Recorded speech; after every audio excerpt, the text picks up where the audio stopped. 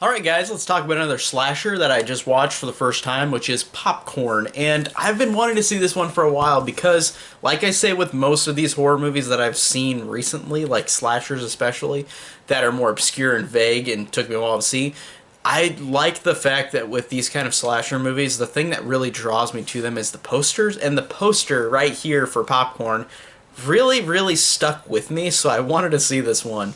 And honestly, watching this one was actually really entertaining and fun. And I think that the plot is like, of course, what a typical slasher plot is. But I like the fact that this one does a couple different things that are unique to it in the genre, or in the subgenre of slasher. And I love how the plot is that these group of students are doing like a movie marathon in this abandoned theater, and then there's a killer. And while the main character dreams of this man who's the killer, and she eventually confronts the killer. I think that that is really a cool setup. I actually do like that a lot.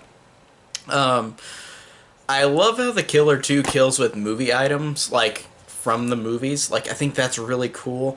Like while they're watching something on screen, he'll do the same kind of thing, which I think is a creative thing, and I think I've done that in another one I've seen, but I like the use of it here. I think that it's fascinating.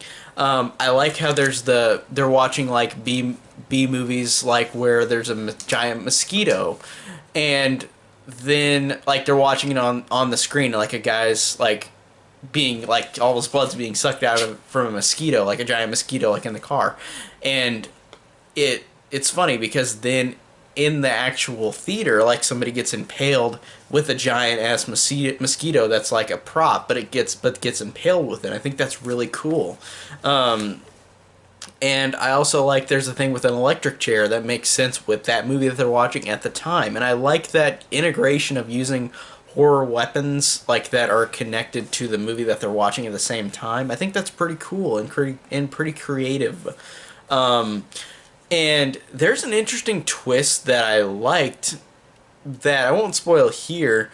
Um, but honestly, watching it, it's kind of very obvious. Like whenever the reveal happens, I was like, okay, that makes sense. But it's kind of obvious. I just didn't. I don't know why I didn't expect that. Like I didn't expect that. But then they take it back. They take back the twist. I think that that's funny that they did that. So again, that brings another creativeness to it because they have this twist where you're like, "Oh shit, this is what's going to happen." And then they take back the twist, which I thought was kind of clever. I thought that was very interesting.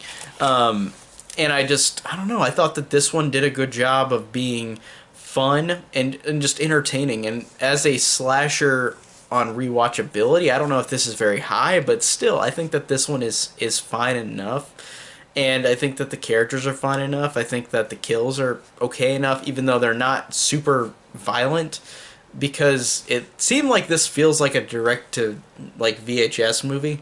And I don't know if it was released in the theaters, but the quality I watched it on was on YouTube, so maybe it was just a VHS transfer onto YouTube that might have made it look worse than what it was, because it didn't look very theatrical to me. Like it felt like it was just like in a direct to video market. Um, but I don't know. I should have looked that up before I did this review, but that's okay. I'll see later if it is direct to video or not.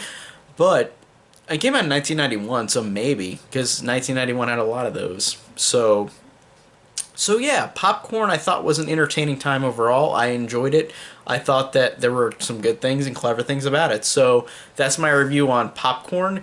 Tell me down below what you guys think of this movie, and if you like this, check my links down below to Twitter, Patreon, Letterboxd, Horror Enthusiast 101 Facebook group, and it's all in the description down below. And thank you guys so much for watching.